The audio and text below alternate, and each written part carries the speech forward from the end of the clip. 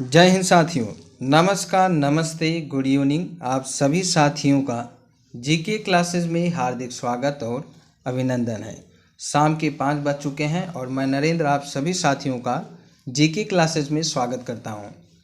तो बात करें आज की इस क्लास की, तो जैसा कि आप लोग जानते हैं कि हम लोग यूपी बीएड प्रवेश परीक्षा 2022 एग्ज़ाम में पूछे जाने वाले सामान्य अध्ययन यानी सामान्य ज्ञान जीके जीएस के महत्वपूर्ण प्रश्नों की डिस्कस कर रहे हैं।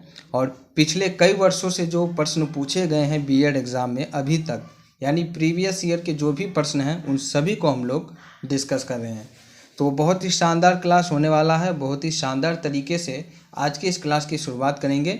उससे पहले सब लोग जो भी साथी चैनल पे नए आते हैं चैनल को सब्सक्राइब करेंगे और सभी लोग शेयर कर देंगे, ठीक है। ज़्यादा से ज़्यादा संख्या में शेयर कीजिए और ज़्यादा से ज़्यादा संख्या में क्लास में जुड़ने का प्रयास कीजिए। बहुत ही शानदार प्रश्नों के साथ आज की इस क्लास की शुरुआत होगी, ठीक है। तो जैसा कि आप लोग जानते हैं कि आपके यूपी बीएड एग्ज़ाम में 2 पेपर होता है। पहला पेपर आपका होता है जिसमें आपके जीके जीएस के 50 प्रश्न पूछे जाते हैं और ये 50 प्रश्न आपके 100 नंबर के होते हैं। दूसरा पेपर आपका होता है जिसमें आपके रीजनिंग और सब्जेक्ट वाइज क्वेश्चन आते हैं। जैसे अगर आप आर्ट्स के हैं तो आर्ट्स के क्वेश्चन आएगा, साइंस वर्ग के हैं तो साइंस वर्ग का क्वेश्चन आएगा, ठीक है। तो 2 पेपर होते हैं आपके। हम लोग पहले पेपर के पहले भाग की तैयारी कर रहे हैं जिसमें आपके 50 प्रश्न आते हैं जीके जीएस के और ये 50 प्रश्न आपके 100 नंबर के आते हैं। तो अगर आप 100 नंबर पक्का करना चाहते हैं तो डेली शाम 5 बजे आप इस क्लास में जुड़ जाएंगे और दबा के शेयर करेंगे, ठीक है। चलिए, जो भी साथी नए आते हैं प्लीज़ चैनल को सब्सक्राइब कीजिएगा। क्लास अगर आपको पसंद आती है तो क्लास को लाइक कीजिए, अपने सभी साथियों में शेयर कीजिए। कमेंट बॉक्स में कमेंट करके ज़रूर बताएं क्लास आपको कैसा लगा और बेल आइकन को ज़रूर प्रेस कीजिएगा ताकि आपको न्यू और लेटेस्ट नोटिफिकेशन मिलता रहे। अगर आपको क्लास की पीडीएफ फाइल चाहिए तो इसके लिए आपको टेलीग्राम चैनल को ज्वाइन करना होगा जिसका लिंक आपको वीडियो के डिस्क्रिप्शन बॉक्स में मिल जाएगा, ठीक है। और अगर आपने इससे पहले की क्लास को नहीं देखा है तो उसका भी लिंक आपको वीडियो के डिस्क्रिप्शन बॉक्स में मिल जाएगा। वहाँ से जा कर के आप पिछली क्लासों को देख सकते हैं। तो जल्दी से जल्दी आप लोग क्लास में जुड़ जाइए और जितने भी साथी हैं प्लीज़ आप लोग शेयर कर दीजिए और चैनल को सब्सक्राइब करना ना भूलें। चलिए क्लास की शुरुआत करते हैं। पहला प्रश्न क्या कह रहा है कि किस वंश का शासन सबसे अच्छा रहा?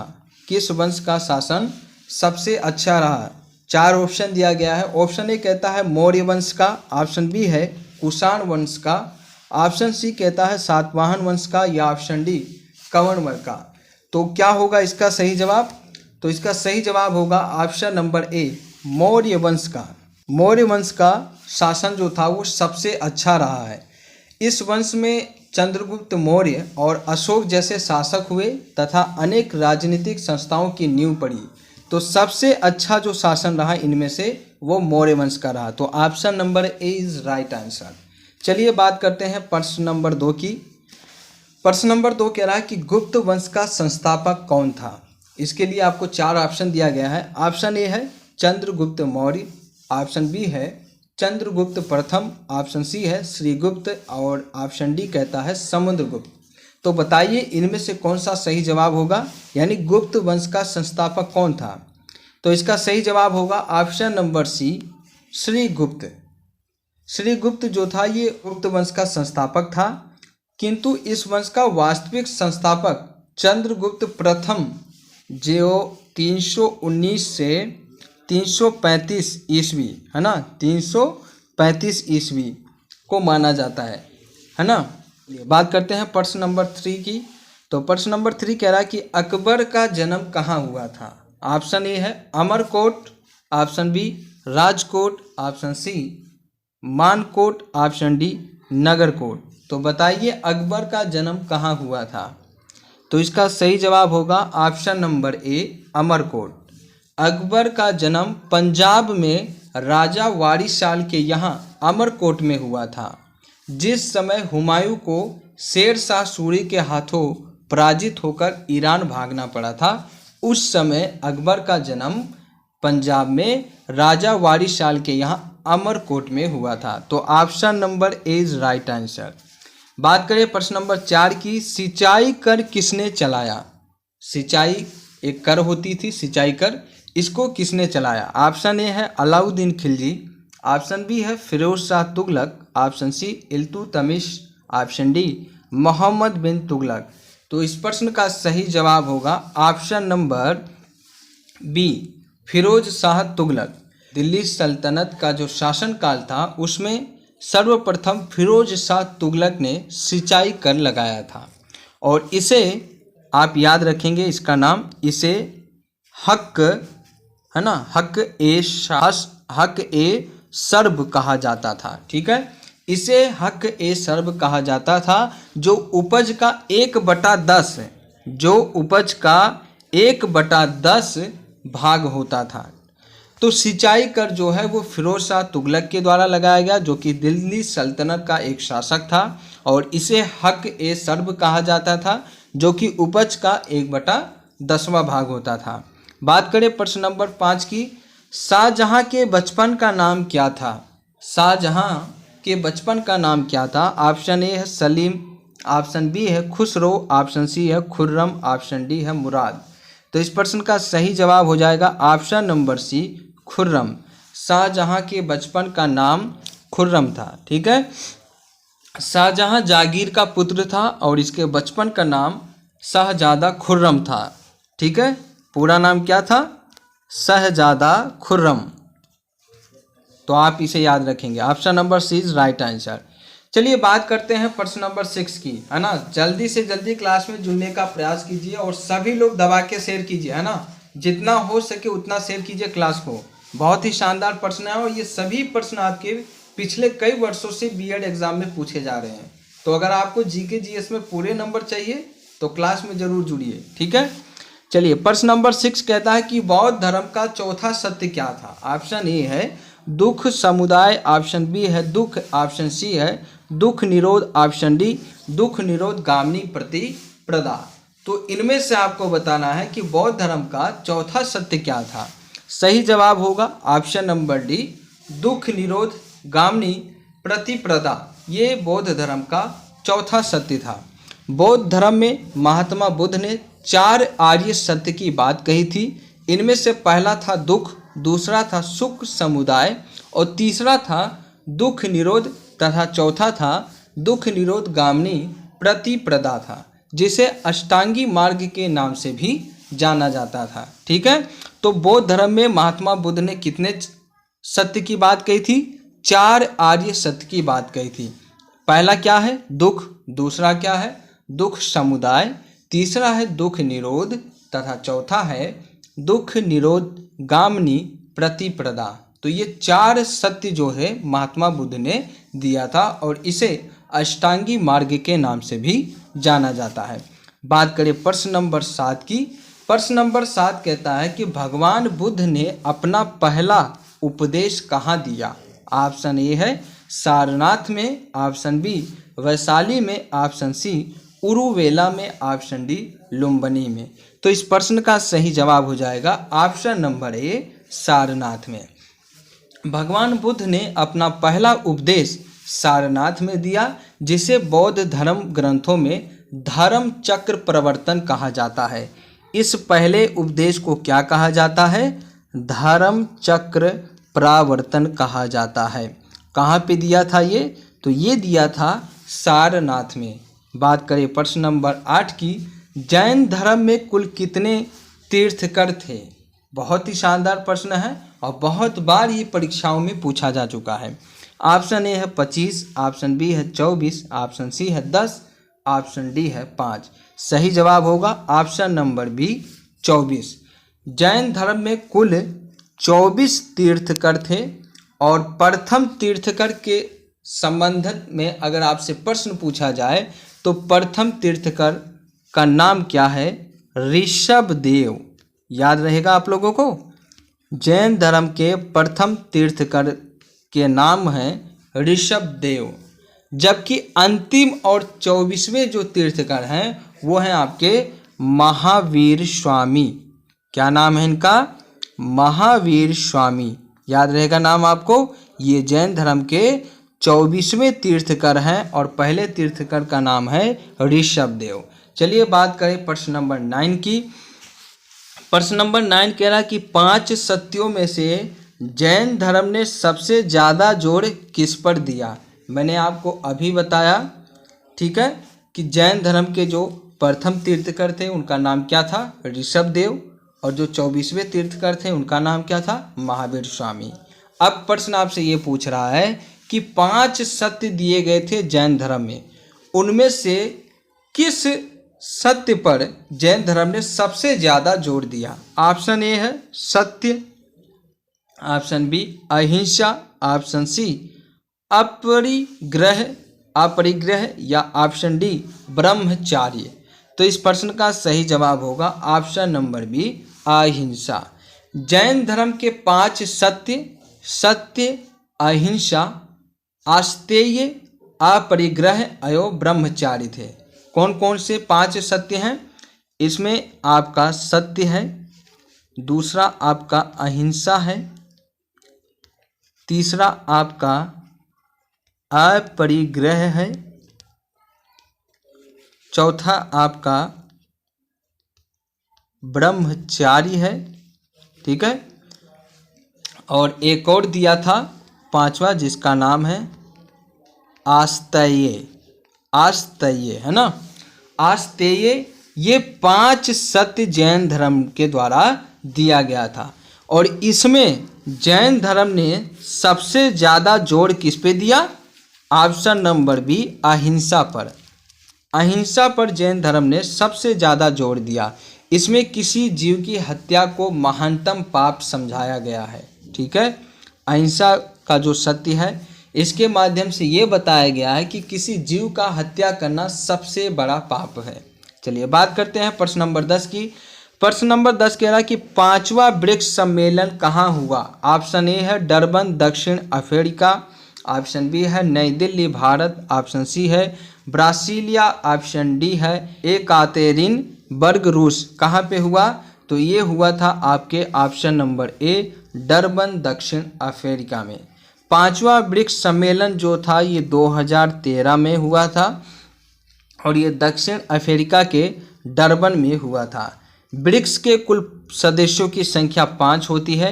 इसमें आपके ब्राज़ील है, ठीक है, ब्राज़ील के बाद में आपका इसमें रूस शामिल है, रूस के बाद में आपका इसमें फिर भारत है, भारत के बाद में इसमें आपका चीन शामिल है और चीन के बाद में इसमें आपका साउथ अफ्रीका यानी दक्षिण अफ्रीका शामिल है। तो 5 देश ब्रिक्स के सदस्य हैं और ये 2013 में 5वां ब्रिक्स सम्मेलन हुआ था, ठीक है। चलिए बात करें प्रश्न नंबर 11 की।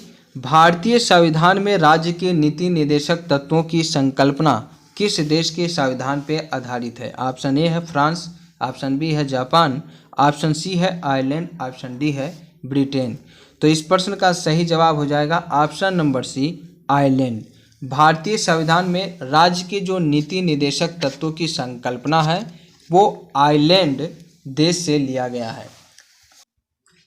तो चलिए हम लोग बात करते हैं प्रश्न नंबर 12 की।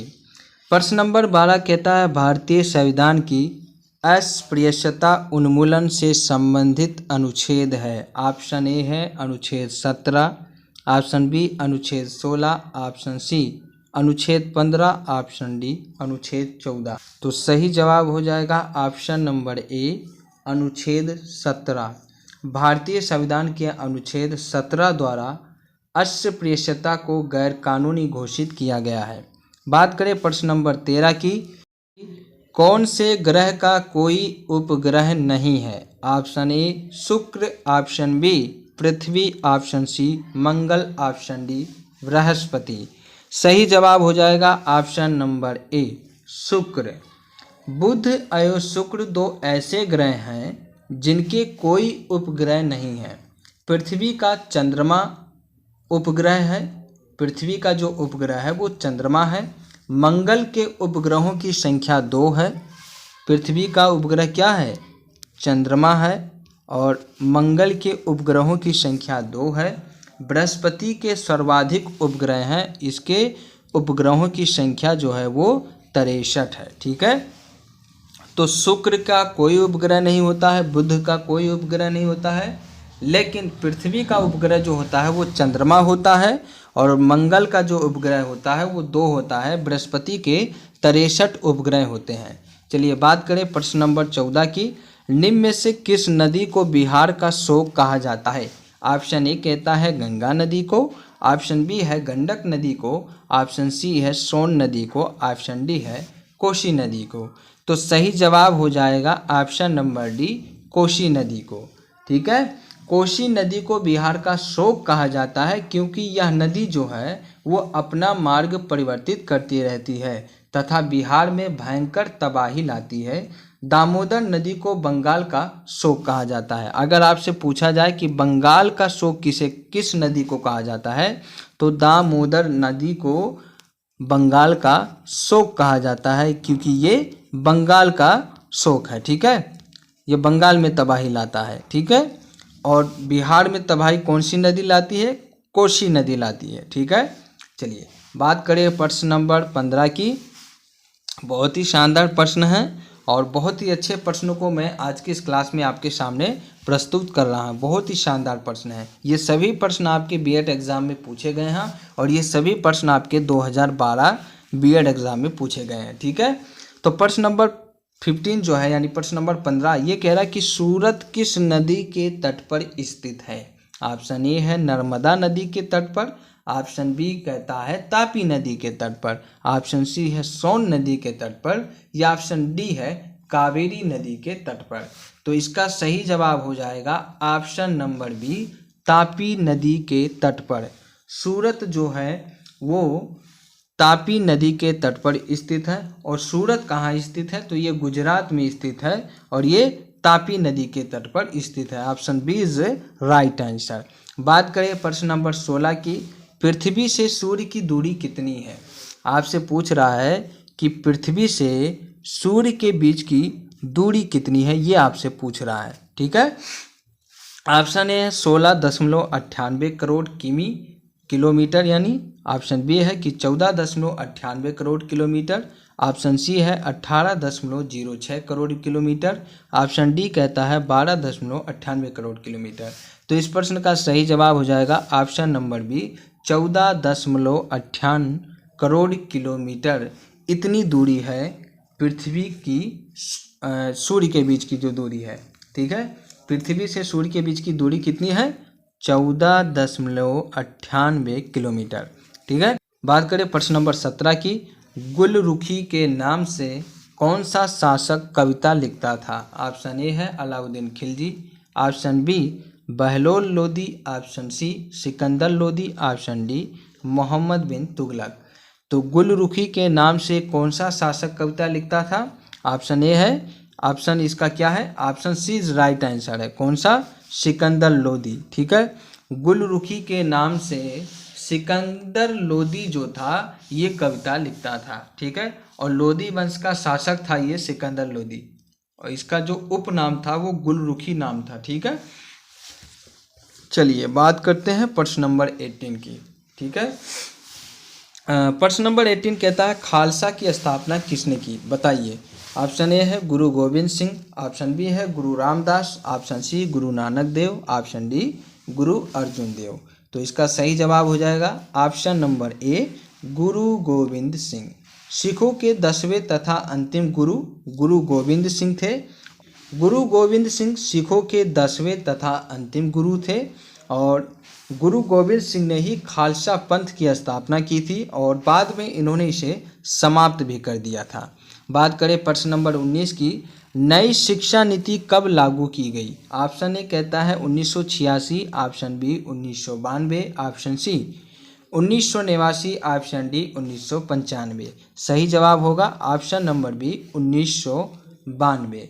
भारत सरकार द्वारा नई शिक्षा नीति को वर्ष 1992 में लागू किया गया था। बात करें प्रश्न नंबर 20 की। मानव विकास सूचकांक कौन जारी करता है? Option A WEF, option B UNDP, option C FAO, option D UNCTAD। तो इसका सही जवाब हो जाएगा ऑप्शन नंबर बी UNDP। ठीक है, मानव विकास सूचकांक UNDP द्वारा प्रत्येक वर्ष जारी किया जाता है। यह संयुक्त राष्ट्र संघ की एक विकास एजेंसी के तौर पर कार्य करती है। तो option B is right answer. बात करें प्रश्न नंबर 21 की, WTO की स्थापना कब हुई? ऑप्शन नंबर ए सन 1945, option number B 1948, option C 1994 या ऑप्शन डी 1995। तो इस प्रश्न का सही जवाब होगा ऑप्शन नंबर डी 1995। WTO की स्थापना जो है 1995 में हुई थी। यह विश्व व्यापार से संबंधित अंतर्राष्ट्रीय संस्था है। विश्व व्यापार से संबंधित अंतर्राष्ट्रीय संस्था है और इसकी स्थापना 1995 में किया गया था। चलिए बात करते हैं प्रश्न नंबर 22 की। बहुत ही शानदार प्रश्न है ये भी। तो सभी लोग क्लास को लाइक शेयर जरूर कीजिए, चैनल को सब्सक्राइब कीजिए, ज़्यादा से ज़्यादा संख्या में जुड़ने का प्रयास कीजिए। बब्बर शेरों का अभ्यारण्य है? Option A Kaziranga, option B Gir, option C option Keoladeo, है ना, ऑप्शन डी मानस। तो क्या होगा इसका सही जवाब? ऑप्शन नंबर बी गिर। बब्बर शेरों का अभ्यारण्य गिर अभ्यारण्य है। बब्बर शेरों का अभ्यारण्य गिर अभ्यारण्य है और ये कहाँ पर स्थित है? तो ये स्थित है आपका गुजरात में। तो ये आपके 2 प्रश्न कंप्लीट हो गए यहाँ से। यहाँ एशियाई शेरों के संरक्षण की परियोजना संचालित की जा रही है और गिर अभ्यारण्य आपके गुजरात में स्थित है। चलिए बात करते हैं प्रश्न नंबर 23 की। प्रश्न नंबर 23 कहता है कि फिलीपींस में आए प्रचंड चक्रवाती तूफान का नाम क्या है? ऑप्शन ए कहता है Khanun, option B Nilam, option C Ivan, option D Bopha. तो इस प्रश्न का सही जवाब हो जाएगा option number D Bopha. Philippines में आए प्रचंड चक्रवाती तूफान का नाम बोफा है। तो फिलीपींस में आए प्रचंड चक्रवाती तूफान का नाम बोफा है रखा गया था। और तो ये अब तक का सबसे अनिष्टकारी तूफान था और ये फिलीपींस के मिंडानाओ में आया था। बात करें प्रश्न नंबर 24 की। तो प्रश्न नंबर 24 कहता है भारत में पेट्रोलियम का सबसे बड़ा स्थान कौन सा है? ऑप्शन ए है कच्छ की खाड़ी, ऑप्शन बी है Ganga Yamuna basin, option C है खंबात की खाड़ी, ऑप्शन डी है मुंबई हाई। तो इस प्रश्न का सही जवाब हो जाएगा option number D Mumbai high. Bharat में पेट्रोलियम का सबसे बड़ा स्थान जो है वो मुंबई हाई है, जो भारत के अपतटीय क्षेत्रों में स्थित है और इसके बाद गुजरात का स्थान आता है। ठीक है, तो पहला स्थान जो है वो मुंबई का है, मुंबई हाई का स्थान है पहला, इसके बाद में आपका गुजरात आता है। ठीक है, बात करें प्रश्न नंबर 25 की। आज की हमारी क्लास का आखिरी प्रश्न है। प्रश्न नंबर 25 कहता है कि सितार का आविष्कार किसने किया था? ऑप्शन ए है लतीफ़ खां, option B Amir Khusro, option C Zakir Hussain, option D Pandit Ravishankar. तो सही जवाब होगा option number B Amir Khusro. प्रसिद्ध वाद्य यंत्र सितार का आविष्कार अमीर खुसरो ने किया था। उसने भारतीय वीणा तथा तंबूरे को आपस में मिलाकर सितार का निर्माण किया था। तो बहुत ही शानदार प्रश्न है ये। तो सितार का आविष्कार किसने किया था? अमीर खुसरो ने किया था। तो साथियों ये रहे आपके 25 प्रश्न आज के इस क्लास की। अगर इन 25 प्रश्नों को आप करते हैं, इनको समझने का प्रयास करते हैं, तो निश्चित है कि इनमें से 5 प्रश्न आपको 2022 बीएड एग्जाम में मिल जाएंगे। ठीक है, तो बहुत ही शानदार प्रश्न है। बहुत ही शानदार तरीके से मैंने आज के इस क्लास की शुरुआत की और आपको सभी प्रश्नों को डिटेल वाइज समझाया। ठीक है, तो क्लास आपको कैसा लगा कमेंट बॉक्स में कमेंट करके ज़रूर बताइएगा। अगर क्लास आपको पसंद आती है तो क्लास को लाइक कीजिएगा और अपने सभी साथियों में शेयर कीजिएगा। और देखिए साथियों, बहुत ही शानदार क्लास थी।